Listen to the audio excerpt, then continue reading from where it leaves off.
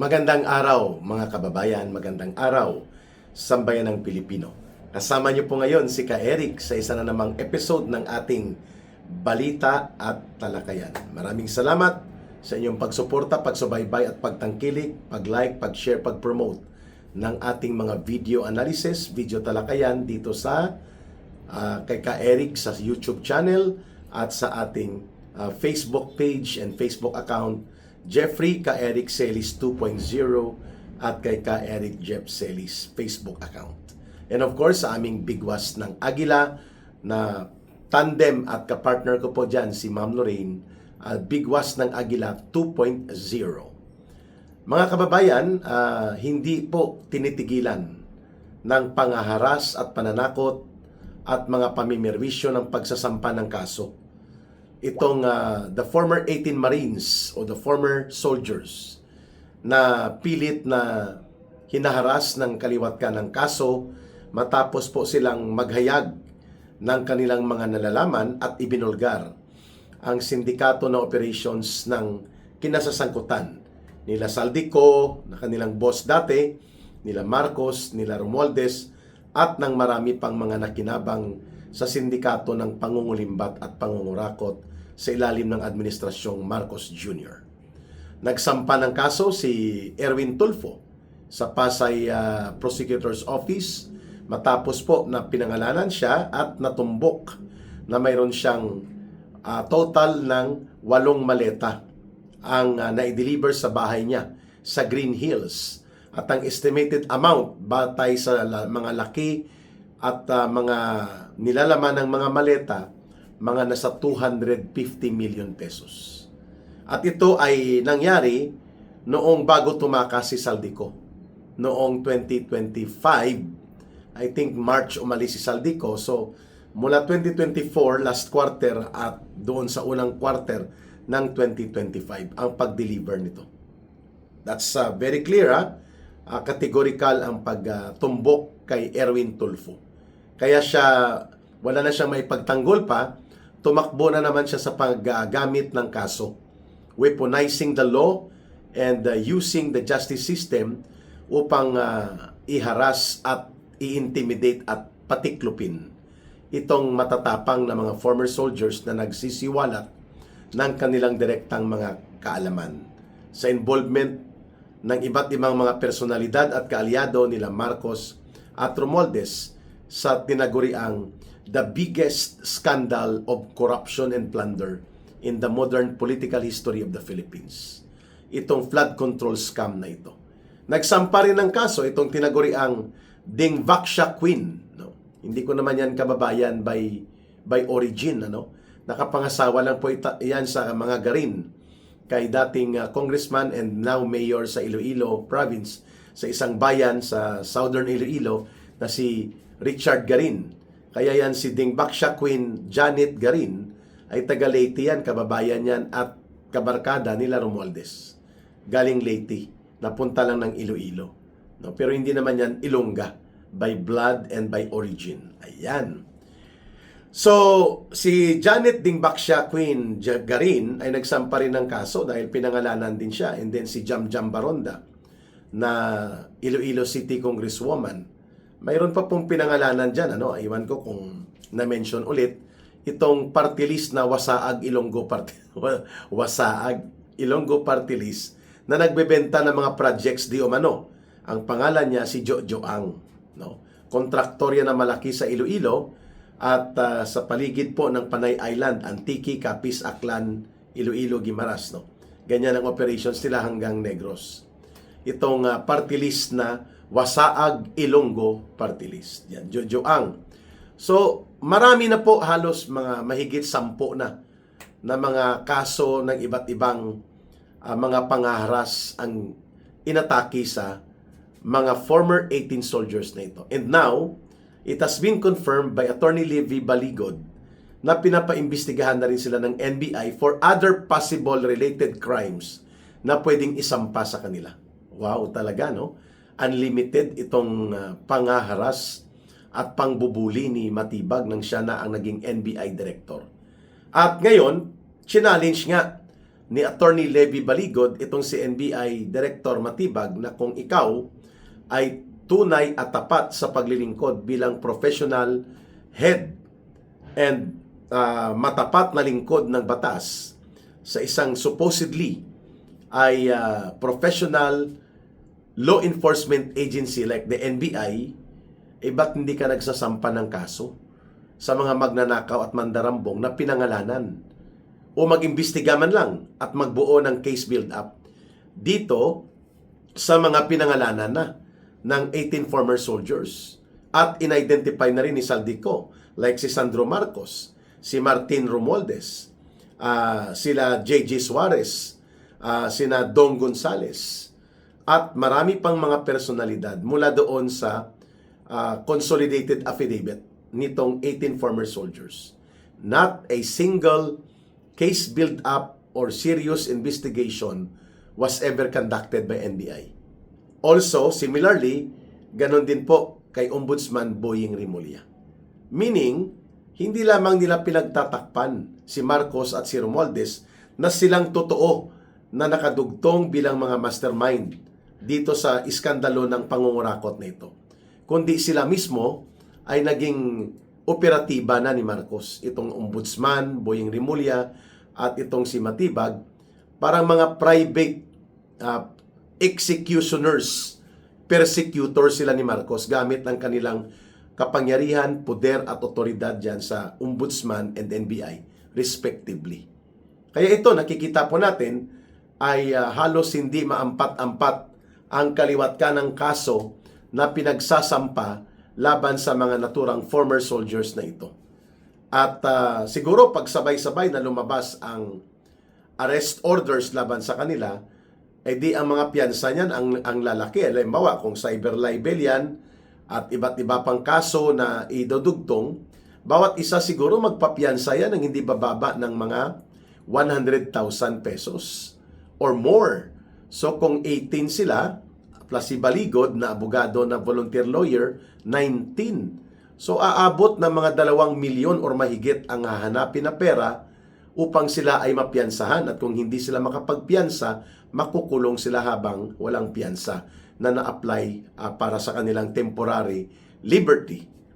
So kung mangyari yan, edi wala na pong saysay ang kanilang paglalanta dahil sila na ngayon ang naging kriminal, instead na ang mga kriminal na ibinubunyag nila ang habulin at bibigyan ng karampatang mga aksyon at mga pagbubuo ng kaso at i-prosecute at papanagutin. Hindi po ginagawa ng gobyerno ni Marcos.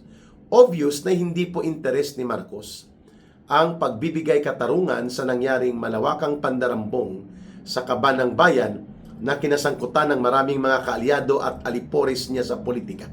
And instead, yung nagsisiwalat at tumutulong sana sa gobyerno para mapapanagot, mabibigyan ng kaparusahan at mababawi ang bilyon-bilyon to trillions of pesos na mga nawalang pera na nilimas sa kaban ng bayan, including mga kongresista at iba pang mga tauhan ni Marcos sa kanyang gobyerno, wala na.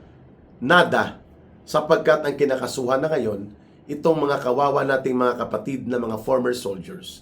Iniinsulto pa ng Malacanang, no? Itong si Claire Marites Castro, the only qualification that she has is ang kanyang pagiging butangera.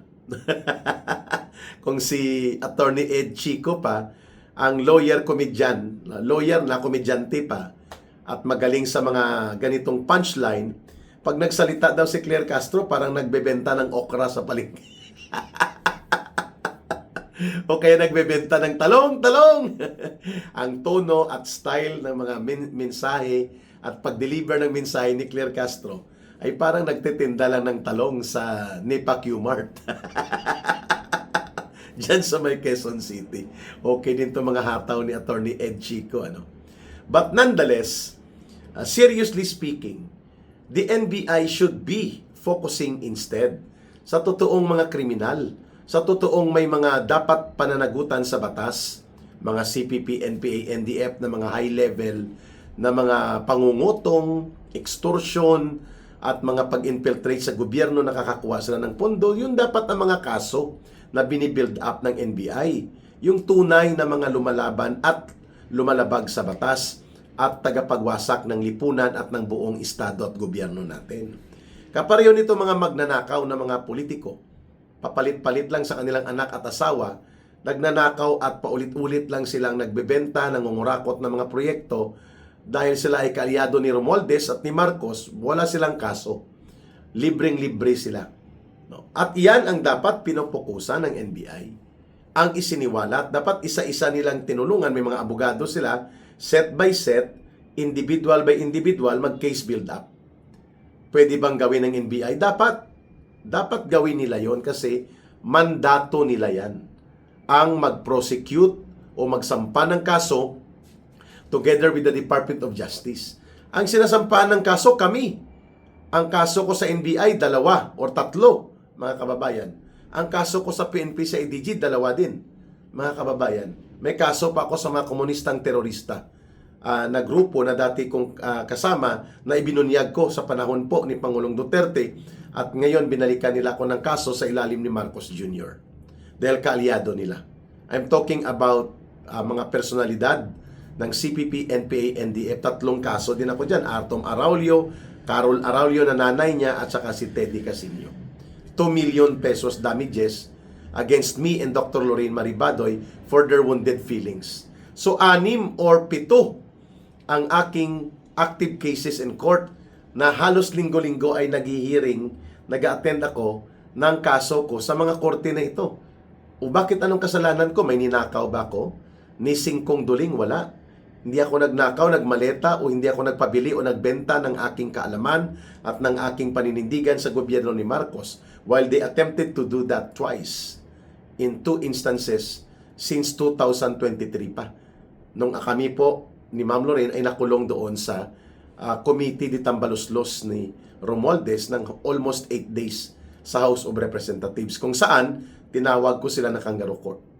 Now this time, hindi lang ako ang kinakasuhan. Sila former Congressman Mike Defensor, Senator Jinggoy Estrada, Attorney Topacio, General Romeo Pukis, and others. Ginoong Jason Sa, ipinakulong pa ng 5 araw, bagamat bailable ang kaso niya, naging no bail recommended. Katawa-tawa. At alam ng NBI yun na nag-abuso sila. Kawawa itong si Manong J, matanda na, may emphysema yata ito siya, medical condition na hindi siya makahinga ng kapag napapagod o sobrang mahabang paglalakad o pag-aakyat sa hagdanan. Pinakulong pa kahit na ang piyansa ay dapat nasa 10,000 o 20 or 30,000 lang. Ayun. Ngayon, ang 18 former soldiers naman ang tinatarget ng NBI upang iharas, bulabugin, according sa pagbubunyag na ginawa ni Attorney Levy Baligot. At kasama po siya sa kinakasuhan. Si Garin, si Baronda ng Iloilo, 2 na. I don't know kung si Jojo Ang ng Masaag Ilonggo Party List magsasampa din. Dahil mga napangalanan sila eh. And then si Erwin Tulfo, no? Si Ben Dalo, Sylvester Stallone Tulfo. Hindi natin ini-expect na lulubayan ng gobyerno ni Marcos hanggat hindi po ito napapakulong sila at napapatahimik. Ang isa pa nga sa tatalakayin natin, itong pagkawala ni Sergeant Gutesa. According to the sources of his fellow ex-Marines or ex-soldiers na to, nakagrupo ni Gutesa ay napatay na o pinatay na. Si Gutesa pinatahimik ng tuluyan.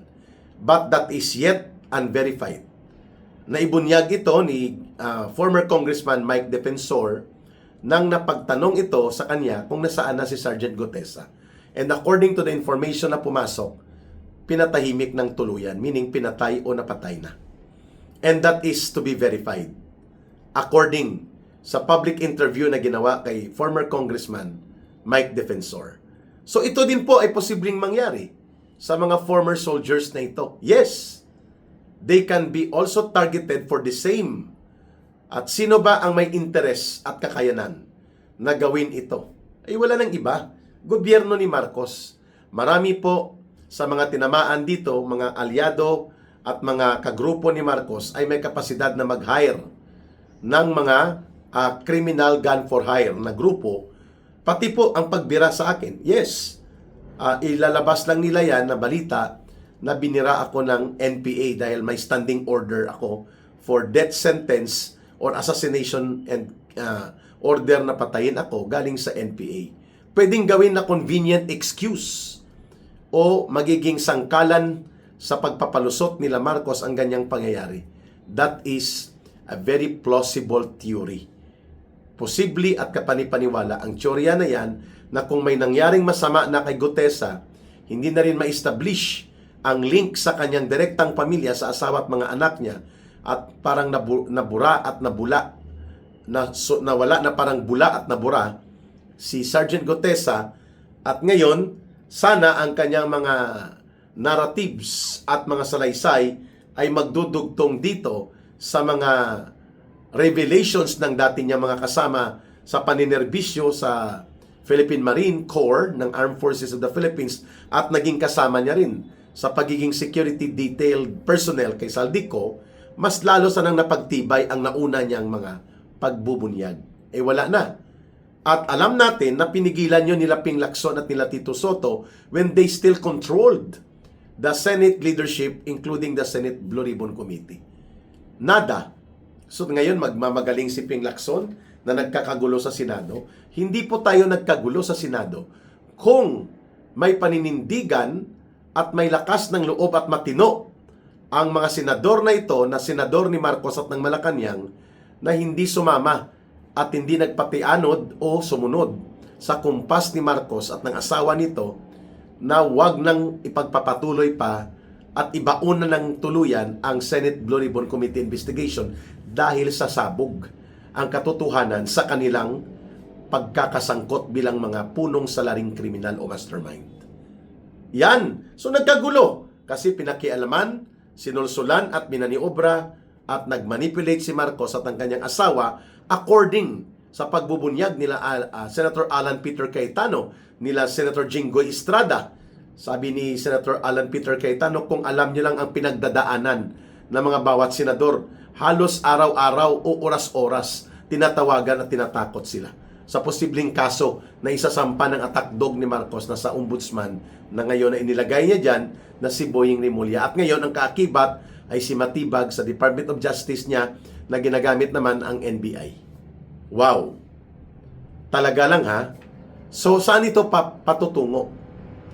Taong bayan na lang pong naiiwan. Mamamayan na ang maghuhusga nito. But of course, we cannot force the people to take their actions on the street. Sa mapayapa pero determinado, malawak at malakas na mga pagkilos na nananawagan that Marcos must step down and then a new leadership in the government should come in by way of constitutional succession ng naaayon sa saligang batas.